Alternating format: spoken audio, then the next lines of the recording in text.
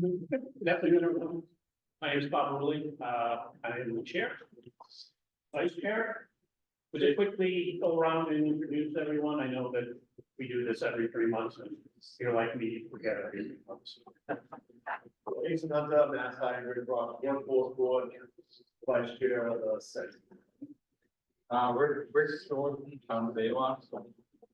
Dr. Pulverletti, Vice President of Community Development. I'm John Murray, Director of Mass Hybrid Rock, Minnesota. Ashley Ricard, Assistant Marketing Officer for Seaport. Sue Murray, Executive Director from Seaport. Director at Capgemini Consulting. Paulie Mano, Senior Grants Development Specialist for Gold Company. Joe Mack, Rock Area Transit. Carly Sealy, Administrator in the Springwater. Rob Mag, Director of Planning and Economic Development, City of Rockland. Nick Chiaquinto, Senior Economic Development Planner, OCPC. Yeah, folks online, you want to introduce yourselves, John? Jonathan Jamelis, Cape Cod Cafe, Campbell Business Association. John Fay, City of Brockton Planning Department. Thank you. We'll call the meeting to order. The first item is the acceptance of the May 22nd, 24 minutes. Does anyone have any edits or comments on the minutes? If not, I would welcome a motion to approve. Motion to approve. This motion to approve, is there a second? Just do raise your hands, all in favor? Perfect, thank you. All right, moving along, we have Sue Murray with us today. She is the Executive Director of the Southeastern Economic Development Corporation, or SEED. She's given us some information, the annual report, and some background on the organization. With that, I will yield the floor to you, Sue. All right, thank you. And I will set my stopwatch, so I have 15 minutes. All right. I will not go longer than that. That's all right. So thank you so much for the commission for having me today. Nick, thank you for the invitation.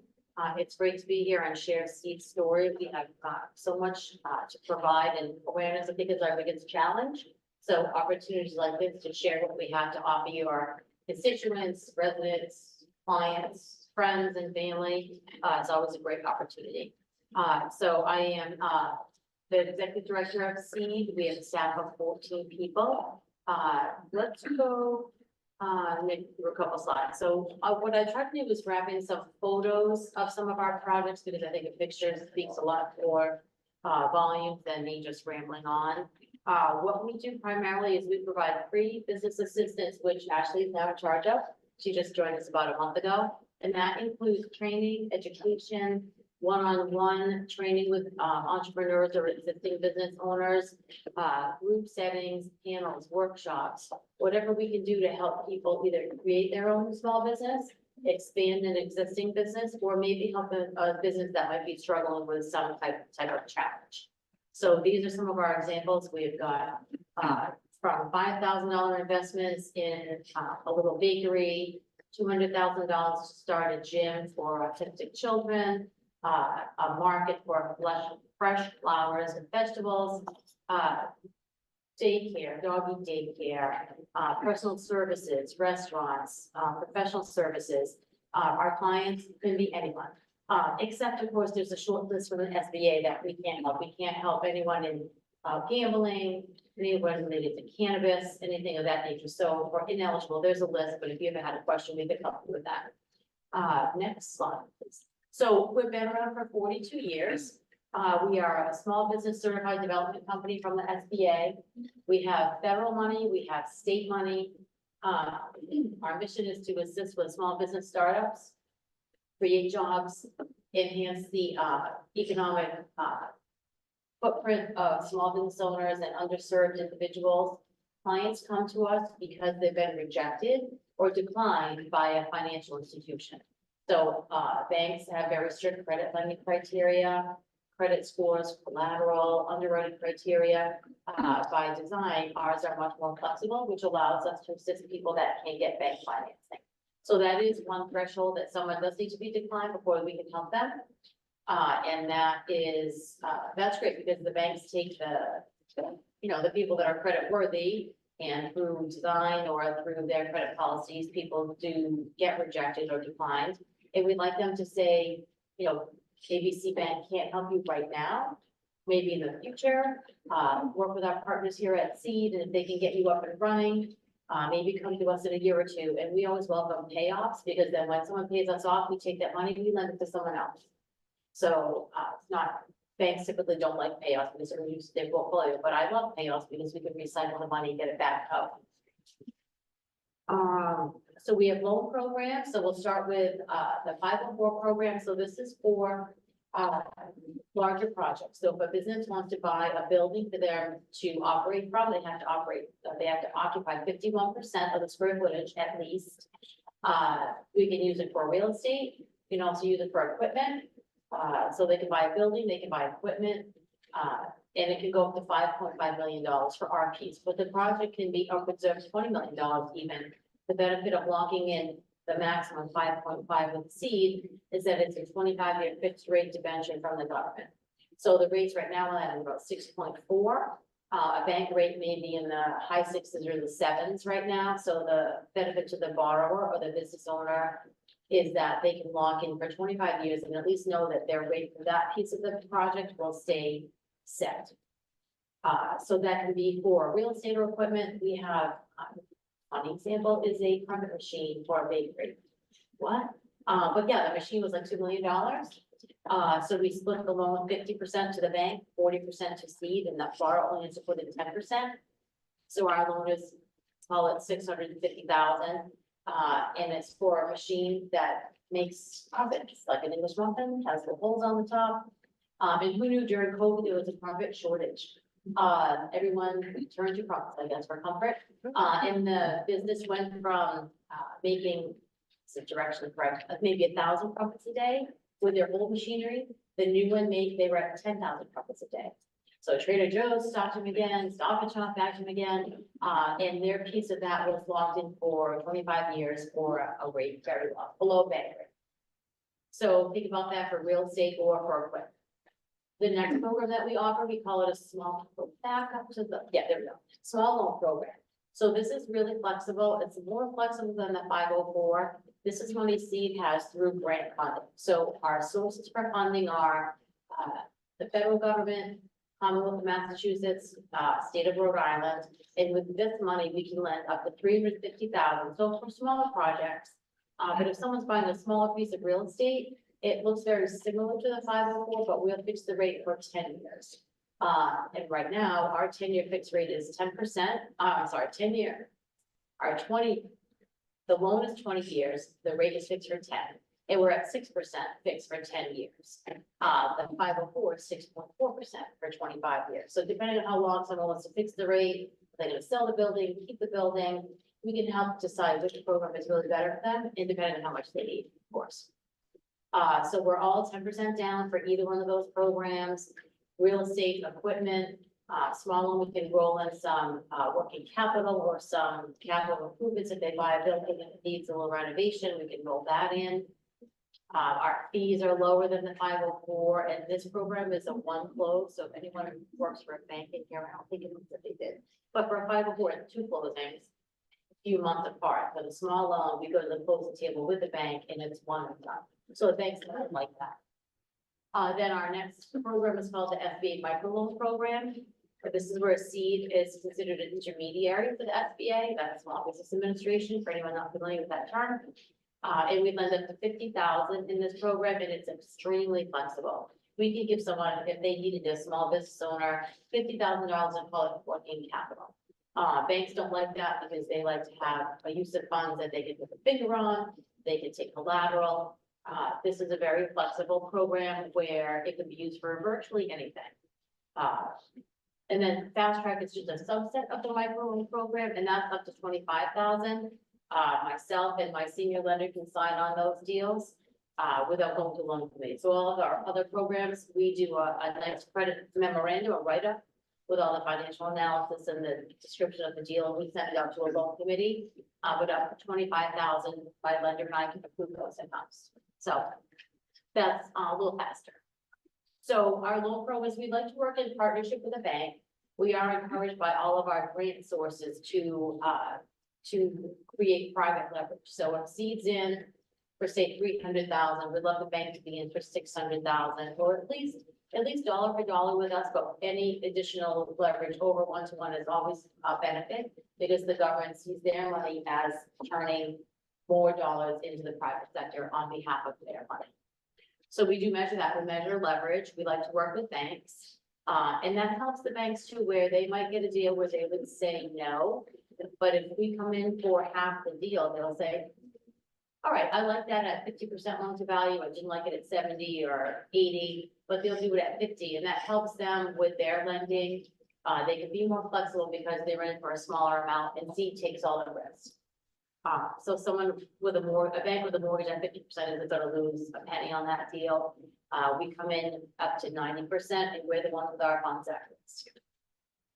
So we try to help people that aren't bankable or pre-bankable, not like unbankable, that's terrible. So pre-bankable, so if the bank says no flat out, that's where we come in and say, okay, let's see what we can do to get you started, get your payment track record. And when you reach a certain level of either revenue or net income, go back to your bank and say, okay, well, how about now? And then if the bank will pay us off, like I said, we roll that into another loan to someone else. Our credit and cash flow collateral ratios are more flexible. That's where we're able to say yes more often than banks. And it's friendly patient capital, it's called. So this is our micro loan. So I did talk a little bit about this. This is working capital. It's very flexible. Leasehold improvements. If someone rents a storefront or rents a building for their business, leaseholds are very difficult for a bank to finance because there's no collateral behind leasehold improvements. But this money allows us to take the risk and to make that loan.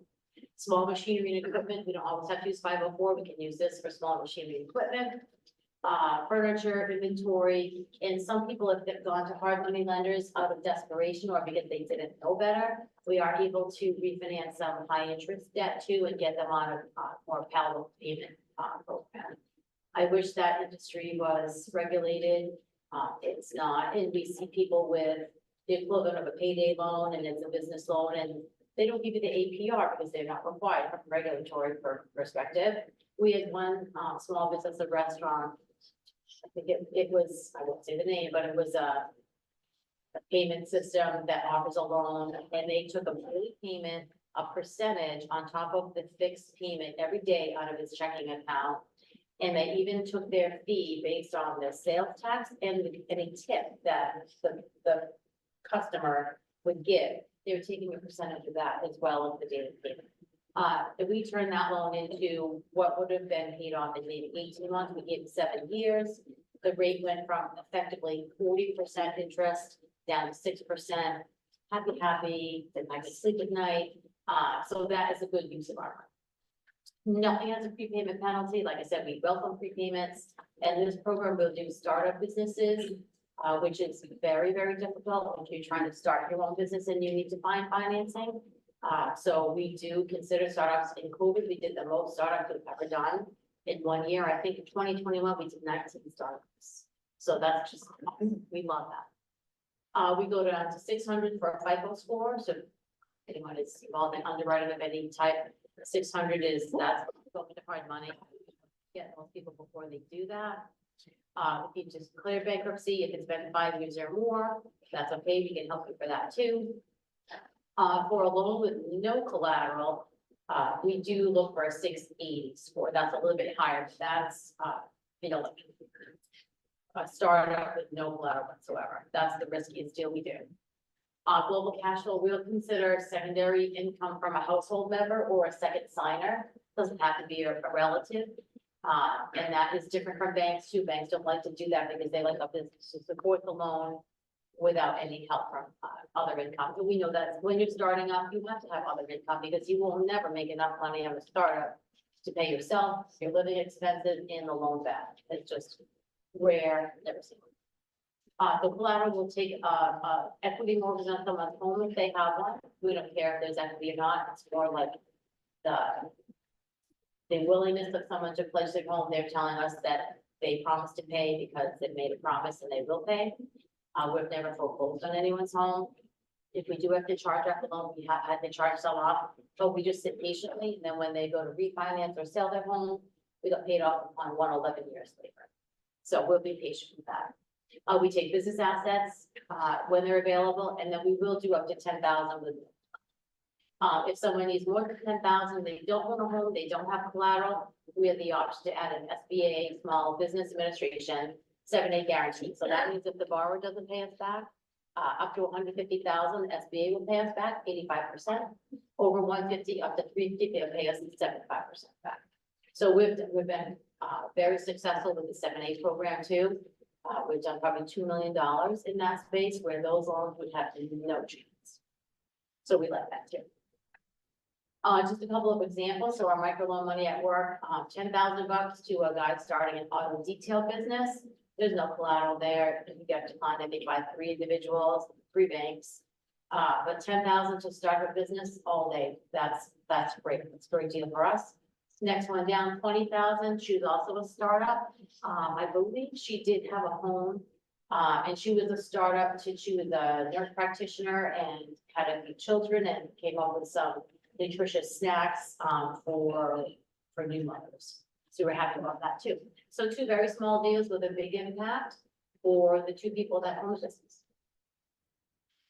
So this is our small program. Again, this is a little bit different than the 504, a little more flexible. Our rate is 6% if we have a bank partner, 7% if we can't get a bank partner, we lend on our own. Still far below market value, market rates from a bank. We'll do 10-year term, 20-year AM, so the rate is 6 for 10 years, but the amortization is 20. No prepayment, 1 close, and this is where we use our grant funding to make these loans.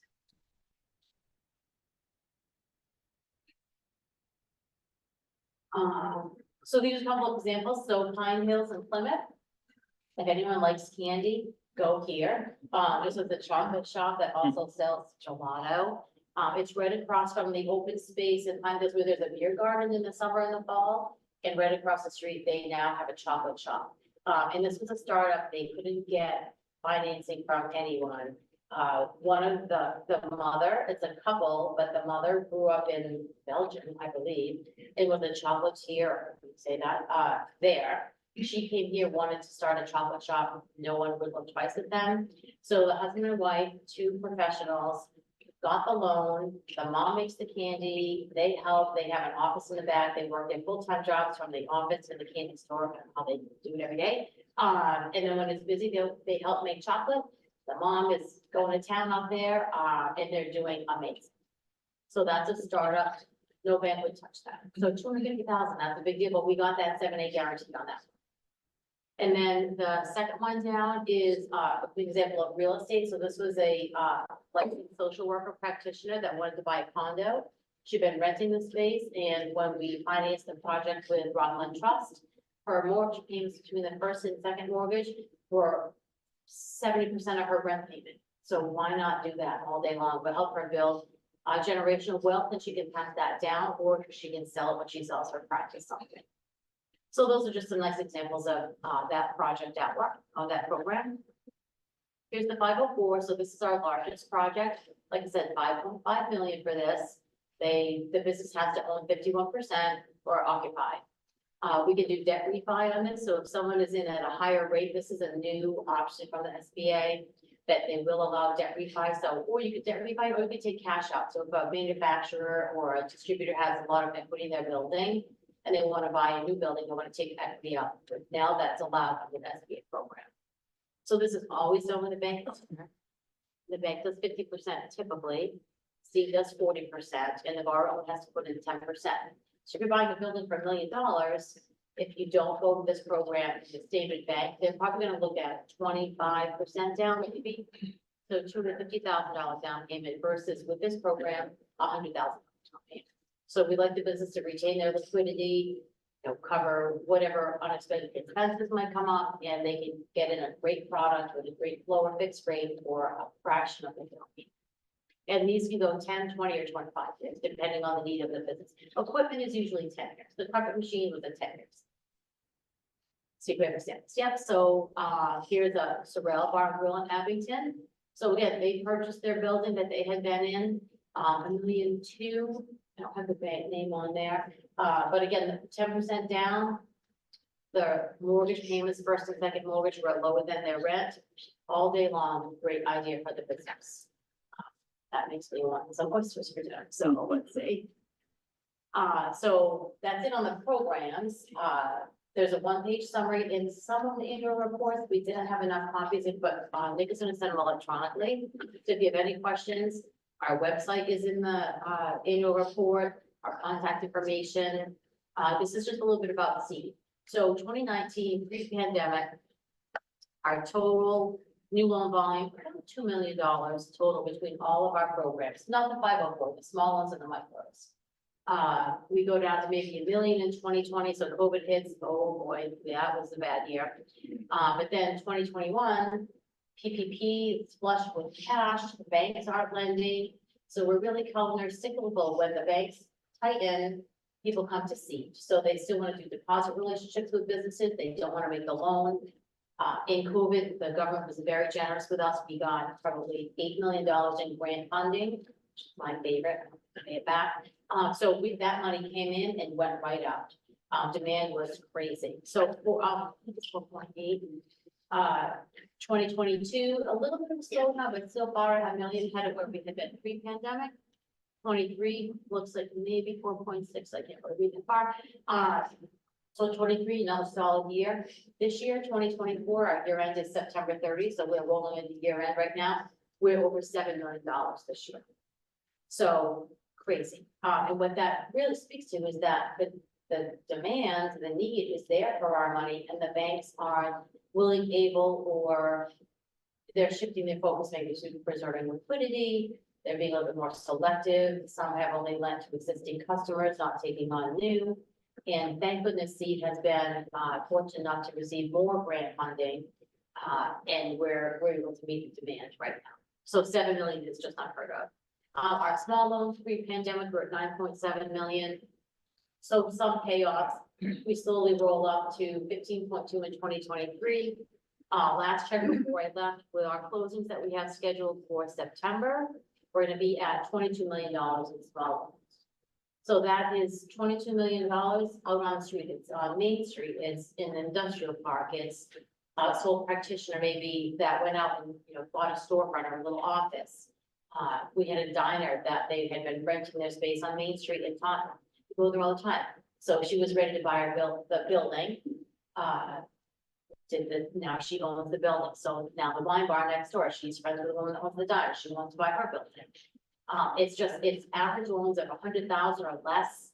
If you drive down Main Street, Brockton, we've got plenty of loans, small loans here on Main Street, Brockton, and the outskirts and the surrounding towns.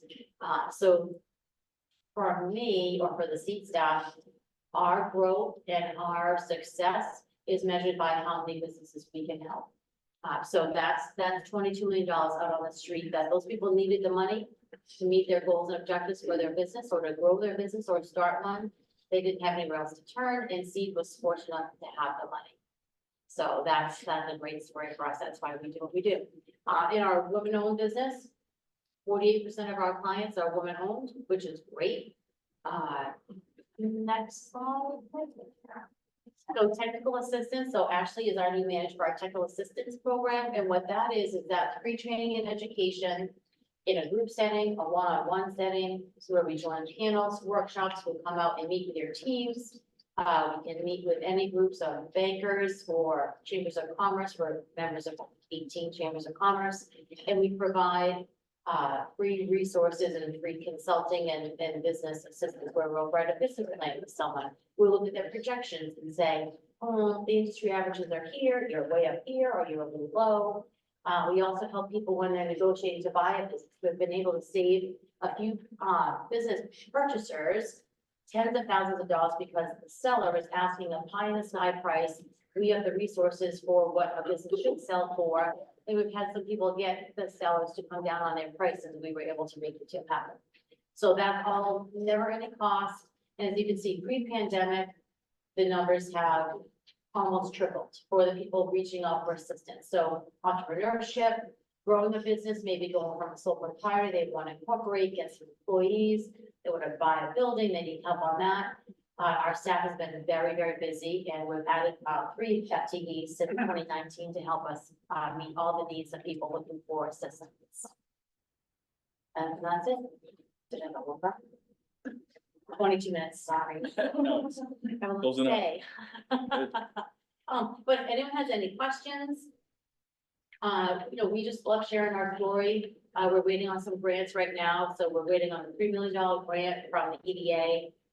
We're waiting on a $2 million grant from, our CDA5 funder. We just got, $5 million from Rhode Island, and the money comes in and it goes right out the door. So we're really lucky. Thanks, Sue. Anybody have any questions or comments? Go ahead. So I think this is like a program I know you help a lot of businesses. Do you track, and I know this, maybe I feel like the numbers are low, but it's still important to know. Do you track the long-term life of a business that you help through your funding program? I'm gonna say, well, we track job creation, so every year we send out a job creation form, so we do track jobs created over the life of seed, and in the front of our, annual report, we have our results for that. So, what do you mean by track, like, success, closure, Again, or? it's like long-term success of businesses growing, because starting longevity, starting a small business, as we know, very difficult. That's why you exist and help them. How many of those businesses actually go beyond signified? So that's not, we don't track that, we don't, no, no, there's, So we help the business. yeah, and there's many other resources that do, I think there's a new study out, it's on, so Partnership for Financial Equity, that's a board that I sit on, they have a small business study that was just released, late last year or early this year, and they track all of that. Yeah, it's just not in our bandwidth. Yeah, I mean, it sounds like the plan is really to help people with their small businesses get on rather than these. Yeah, and if someone is struggling through a cash flow crisis or whatever, we can work with them. And hopefully they don't go, because then we'll get paid. But once they pay us off, we lose track. Yeah, It sounds like your program is mostly advertised or marketed through banks. Chambers of Commerce, yep, economic development districts just like this, Serpent, Cape Cod Commission, MAPC. We have a board of directors, 34 people, so they're 50% from banks, so they share our story. And then we have, SCORE, SBA, CWE, Veterans Business Outreach Center, Small Business Development Centers, Social Enterprise Greenhouse, so other, people in our space also help to promote our programs. There's a banker in that. Yeah. So how did for the micro, how do you guys pick those customers? Is it credit elsewhere tests? So they do have to provide evidence of a, decline. If they need more than 25,000, they need under 25,000, they technically don't need a decline, but because we have relationships with so many banks, if we see a viable deal, we would suggest that they go to their bank where they have deposits or their personal relationship. We'd like them to go to their bank first, because again, our resources are so precious to us. We only want the people that can't get the bank. So the bank should always get the first shot. If they can take the deal, let them do it. If not, we do rely on the bankers when they say no, or hopefully not right now, to refer them to seed. It's a nice way to say no.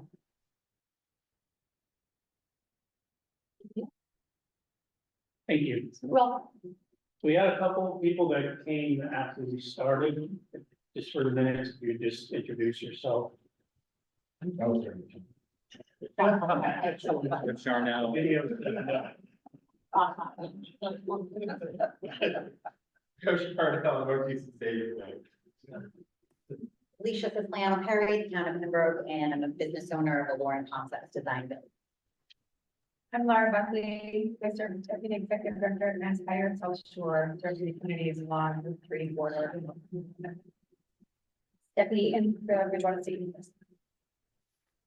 Lisa Green, town administrator for Johnson. Okay, moving on, is Devin gonna do the update? No, I'm gonna do it. All right, cool. Thank you, Mr. Chairman. I'm going to breeze through this rather quickly so we can pick up on where we left off regarding our select priorities discussion. That said, I may skip over a few items, but certainly happy to update folks on some of what we've been doing. As seems to be the case always, the plates remain full here in the Economic Development Department under Don's leadership and our Executive Director, Mary Waldron. We have several projects that we're either working on now or currently have in the pipeline. So we're staying busy and always seem to be on our toes on the lookout for new and exciting projects that are within our reach. Jumping a bit out of order here, first and foremost, the data dashboard and economic development assessment tool that we received funding for from the EDA to develop are both now live on our website for people to utilize. So these are two nifty little resources that we rolled out, and we hope our communities and stakeholders can utilize when hunting for data or trying to assess or understand their own capacity for local economic development. In a nutshell, the community data portal provides important data and statistics for towns that can be used to support successful funding applications, piecing together grants, or offering general insights into their local regional economy. And the Regional Economic Development Assessment Tool, which we refer to as REDAT, basically assesses how business-friendly and investment-ready our communities are by identifying certain areas for improvement and opportunities to leverage regional assets for driving economic growth. So you might have seen the announcement for this almost a month ago, a couple of weeks ago, rolled out in our newsletter. If you haven't had the opportunity to check this out yet, just take a visit to our webpage and just kind of fiddle around with it, see if it might be helpful. Credit Dottie, I know that this was a project you ran with when you were here, so wouldn't be remiss if I didn't give you a shout out for that. So please, we're definitely pleased with how it's turned out. So when you have a chance, go online and check it out. Other projects, Avon Design and Engineering. We're continuing to work with the town of Avon on a proposed $2.5 million application to the EDA for design and engineering services, including construction plans for sewer service connection through the town of Stoughton. And this would lead directly to sewer construction serving Avon Industrial Park, which would allow for retention and the addition of new jobs. And my understanding is that we'll be receiving updates on this in October. So we're looking forward to that. And I think one of the other items we mentioned at the last meeting was our regional commercial and industrial site inventory. So OCPC had received an EDA award worth $150,000 to develop a regional site inventory that would identify commercial industrial areas to expand economic development opportunities across our district, across the region. You might remember this, but we're now officially working on this, collecting data and executing an outline for developing what's basically going to be an online resource that will allow users to navigate the district with maps, different interactive tools that allows for identifying sites and flagging new opportunities for business. So that's something that we were able to announce, I think, at our last meeting, but we're in the thick of at the moment. The Plymouth Holtec Master Plan, OCPC finally received official notice of the $335,000 award from the EDA on this. We're working with the town of Plymouth, and they're set to prepare a master plan for the 1,500-acre vacant portion of the Holtec site, which is the former site of the Pilgrim Nuclear Power Plant Station. So we're coordinating with Plymouth, and I think we're approaching procurement on this, so we'll be working on that as well. Lastly, the town of East Bridgewater, East Bridgewater Business Assistance Project. We've now begun our work with the town of East Bridgewater to carry out a business development initiative that's really focused on strengthening its local economy. You might recall the town secured funding for this through a state legislative earmark and then contracted with LCPC to provide those services. So before the end of the week, we're going to be rolling out the surveys. We're going to be rolling out a survey for businesses and consumers that will play a major role in helping align economic development strategies with the needs of the local business community and the consumers. So be on the lookout for that. That's it. I think in total, the $3.4 million in pending projects. Other Somewhat 5.5 million in gold and 4.3 million in. And on the lookout for more, right? So, Mr. Chairman, that's all that's newsworthy for me. So, with that, Anybody have any questions or comments? Thanks, Nick. So continuing our discussion from our last meeting, I think there was consensus that housing is an issue in every community. Unfortunately, EDA does not lean towards housing. So the other component is infrastructure. And as we saw from Nick's review, I mean, I know as an example in Bridgewater, we meet MBTA community guidelines for new housing, 1,400 units.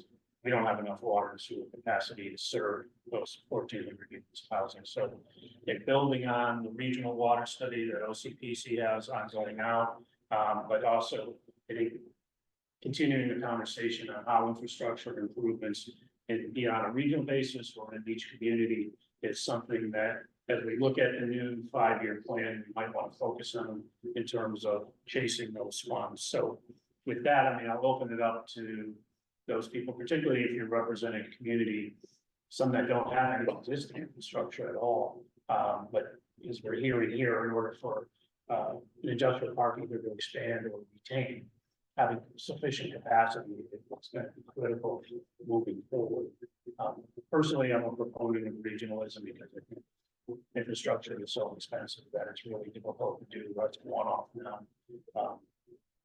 I'm curious to hear what other communities are thinking about or prioritizing, either as part of this or in your own comprehensive master plans. Anybody? But So in Hanson, town meeting voted down document 18. Which leaves us in a difficult position. Because we need to plan possibly for the agent's office to file suit against us. are you at your neighboring community? Is that what the? No, we have a community rest. Okay. Okay. So, I mean, we face the same. Hanson does not have sewer. It's all septic. We do have one line that goes down Main Street that goes to the Brockton wastewater plant. So the same thing. Where are we gonna get the water from? Where are we gonna get the infrastructure for wastewater from? And we're grappling with all of those issues right now. Whatever help that OCPC or anybody can give us, trying to figure all this out would be very beneficial. What was the vote count? I think it was 400 to, it was a very hostile, very hostile. So for those of you that aren't familiar, I'm sure most of you do, if your community is not in compliance with the MBTA community's legislation, you're not eligible to access like 13 or 14 different funding sources. Many of which have nothing to do with housing. They could be roads, sidewalks, infrastructure. People in the community, I mean, we hear it in Bridgewater, I'm sure you're hearing it in Hanson and other communities too, is if people want improved infrastructure, they don't want their taxes to go up. And they don't like MBTA communities. So I mean, I'm good, but I'm not that good to figure out how that works. But yeah, I mean, it's, those of you that you don't know, I mean, Milton had approved their MBTA communities, and they had a town meeting and they voted it back down. The next day, the state said, you know, they've given them money for a seawall. We want the money back. So I mean, that's a real risk for communities right now, as we're all looking for funding sources.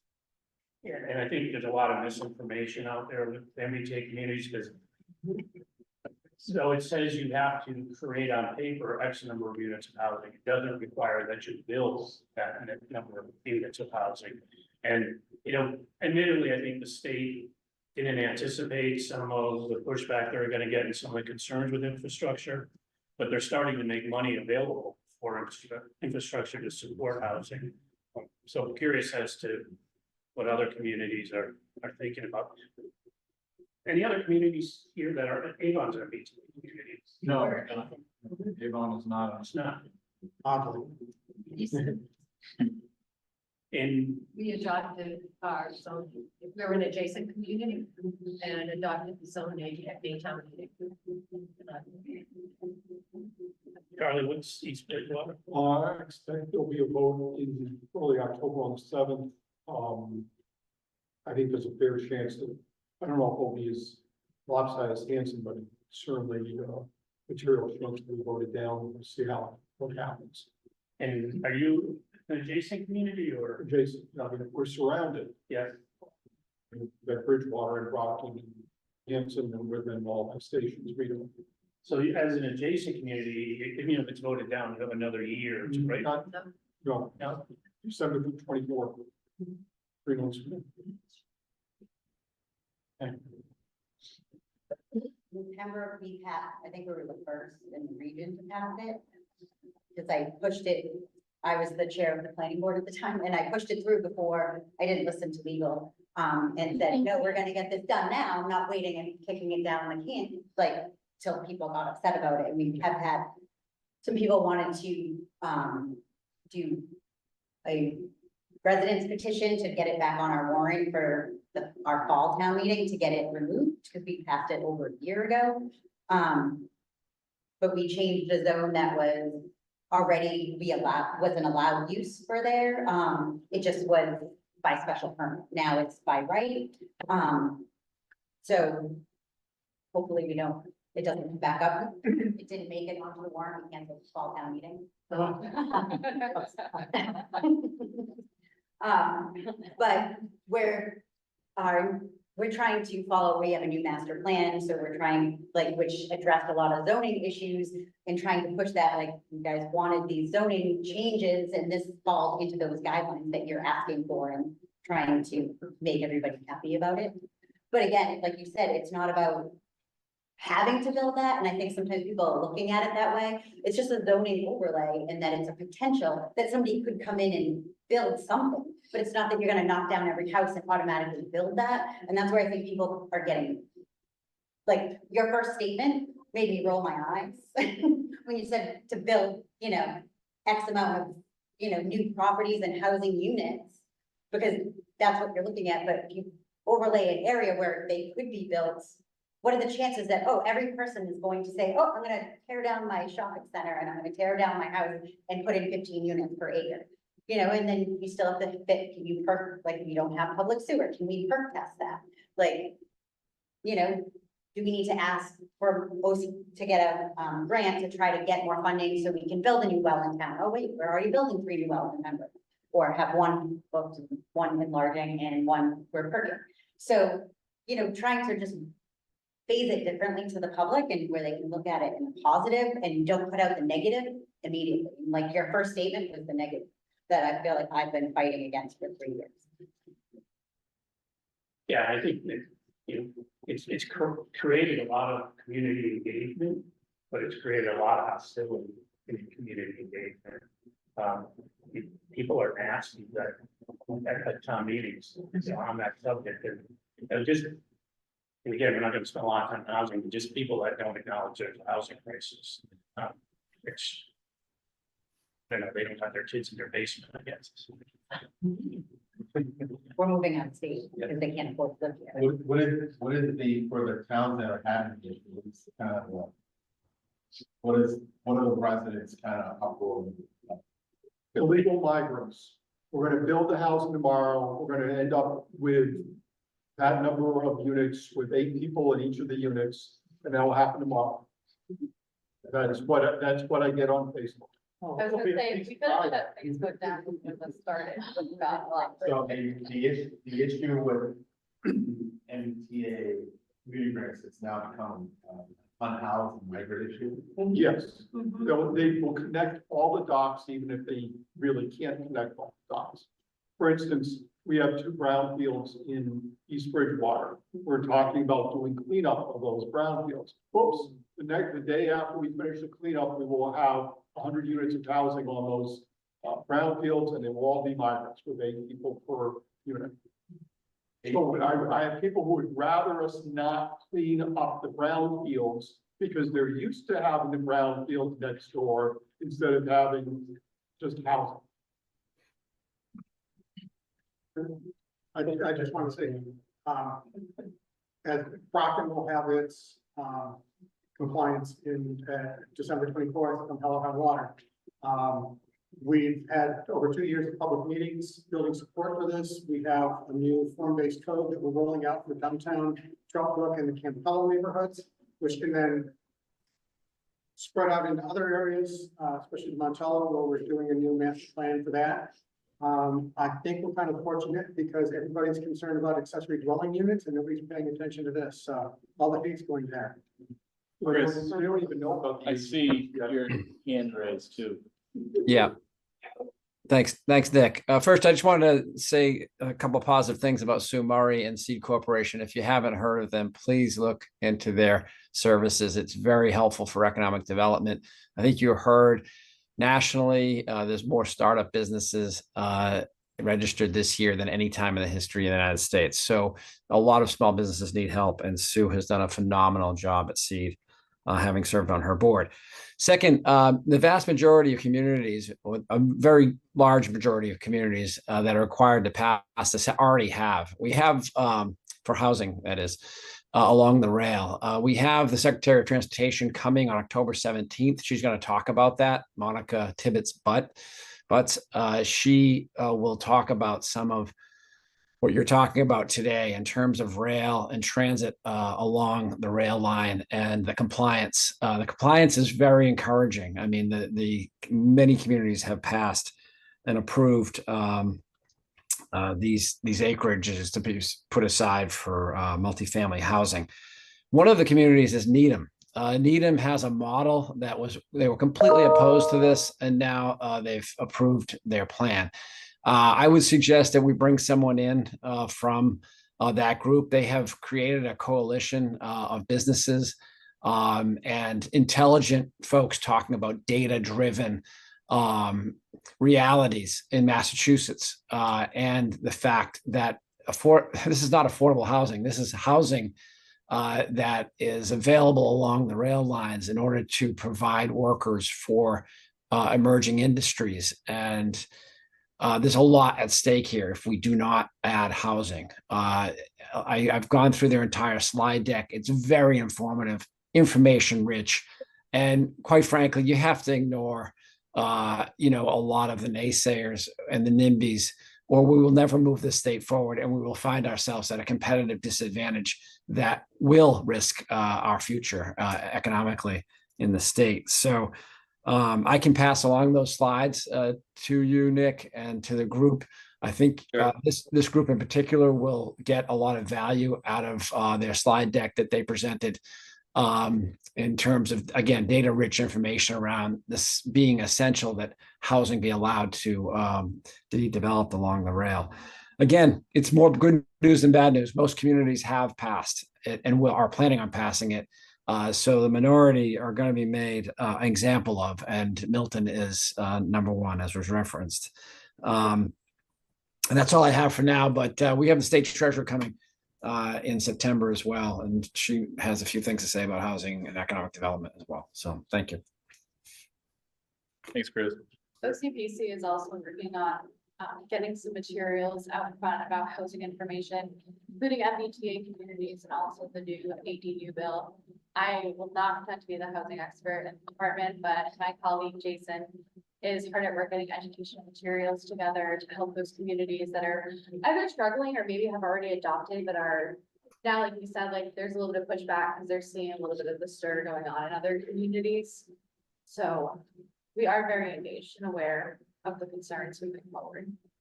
I would say in a couple of weeks, the One Stop for Roads grant will be announced, and I can tell you for sure that there'll be a clause on the award letters with a clawback provision if you are not eligible or not reach your compliance in the time that you're supposed to. So they're taking it very seriously, and that goes across the whole One Stop program, which are the biggest grants that are available right now for the state. So I personally am happy that they're really putting the foot to the metal, because I was a little worried at the beginning, it seemed like it was a little wishy-washy-ish.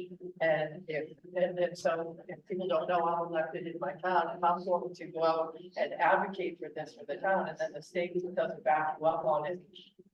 With what they've said for the compliance issues, it puts us in a tough spot, so I'm very happy that, and, you know, if anybody has seen it, Augustus philosophy, he's great, but all those housing, you know, workshops that they do, it's all for housing people, so they're hearing the echo chamber, they really should be going to town meetings, so they can hear the real conversations that are happening, because, you have to really, these are people that have never been to a town meeting before ever, and they go that one night, and they don't know anything about what you're talking about, all they want to do is vote and say no, and before it was migrants, it was other people, any other people, you don't want those other people coming to our community. Yeah, You know, we all know what that is, racist. They were talking about it. We have to in our. Well, I can just add too,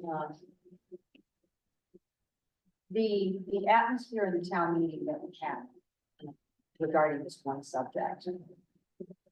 It was, no matter what people said, they weren't going to listen. I mean, I get out, literally read the Attorney General's bulletin with what the consequences were. And then basically stated to people, we are not building the housing, we are merely creating the zoning. And there was a big rumble of, come on. At that point, you just close, you shut your mouth and you turn and walk away because it was going nowhere. People were not going to be persuaded to think a different way because that's what they were all here for. And it's going to be interesting to see what happens in the next few months because we've had a lot of discussions with Milton, how much it's costing them to defend them. The Supreme Court, the argument, the hearing date is set for sometime in October. And it's very interesting to see what the Supreme Court will do if they put a stay on this adoption until after they make a decision to bring us into the new year. So it's going to be a roll of the dice to see. We don't have an article on our town meeting, our fall town meeting warrant for funding for defending the lawsuit. We're going to roll the dice to see and hope the court will stay on it. Supports the argument of Right. going to a town council form of government versus a select board. We'll see. Yeah, it's going to be very interesting the next few months to see what's going to happen with this. In Houston, we did a lot of, when I say we are, at the planning board, what did you have, 30 public meetings? Around, Connor says 40, so I'm going with this number, it sure felt like. Yeah, we went out to every public, or every municipal board, did a presentation, talking about something. What it was about, what it meant, what it didn't mean. I wasn't concerned with what you said about how you started your statement, but when you said creating it on paper, you're not even creating it on paper. I mean, you're passing the law that allows the ability for someone to build multi-family. Right. We tried to stress that. We ended up, as a result of public input and feedback, we were scaling back our districts. Our planning board wanted to be, I wouldn't say crazy, they weren't crazy, the district, they were really making it much larger than it needed to be, but wanted to take advantage of the opportunity to allow some additional housing that in Easton is demonstrably needed and used because we've had several larger for Easton apartment complexes built in the town, the largest in our Avalon, which has 340 something units, down to like 48 units and 118 units. And every one of those projects is at capacity. So they always operate with a little bit of free room, but they're always built. People are going in red units. But we scaled it back to get it to pass so that at least we have an opportunity for some type of development. I think what was important, and this was not planned, but one of it was kind of planned, but we could not have predicted that two high school students, as part of their civics study, they were given assignments, and they decided their assignment was to come and speak at town meeting on this subject and talk about housing, and they were passionate. And they said, we are afraid we won't be able to live in the community that we grew up in because of the lack of housing and affordable housing. Are they renting themselves out? They're gonna- They were great. This was, so we learned kind of at the last minute that they might, but we had no idea what they were going to say. We also had a member of our planning board who really, took offense at one of the meetings when we got up and spoke that rental housing apartments are not homes, it's where you reside. I spent the first 12 years of my life in an apartment. This woman who lives in our community, is actively involved in our community, has a good job as the library director in a fairly affluent community. Lives in an apartment, and she got up and she spoke about what that meant to her. So having people get up and talk about it, what it means to them, I think it really helped us. We're seeing the flip side of that in the South Shore.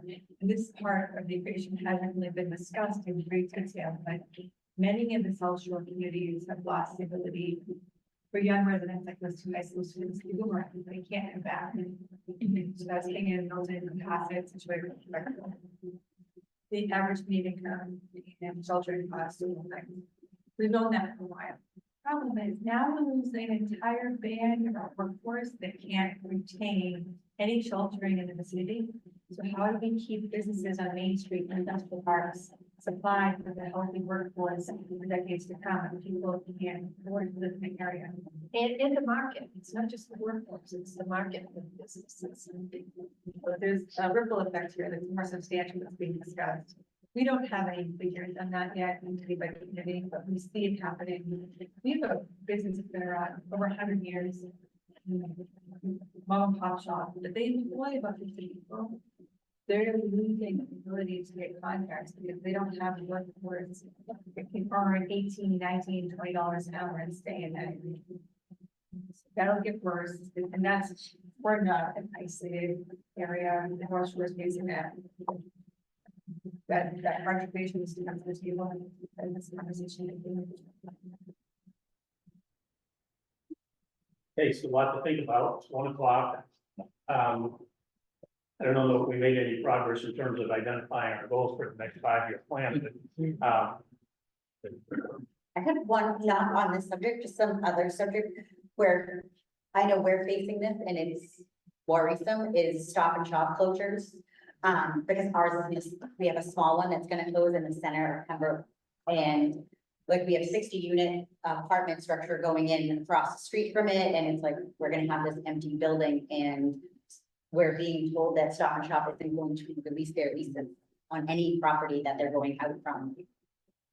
So does anybody have any thing, or if you hear anything that would be helpful on that, would be great information to us, because it's the center of the heart of our town.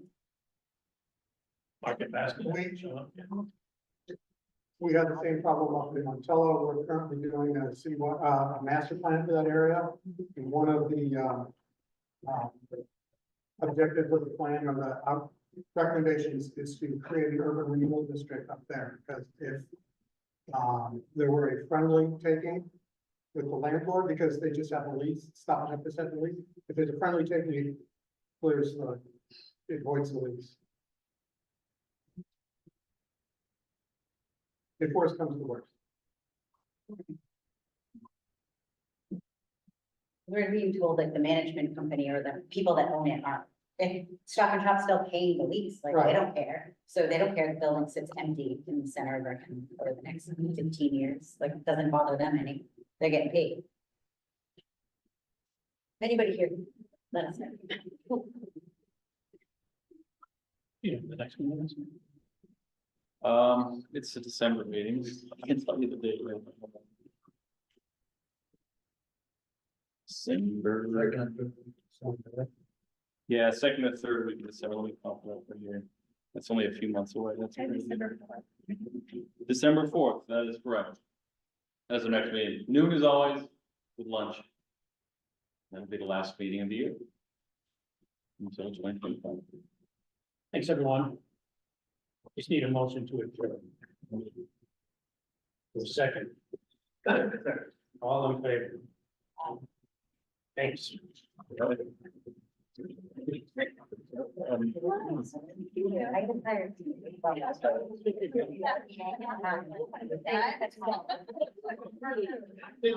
think it will. One of my other guys. I'm not ready. I'm still in that number. I'm still on the.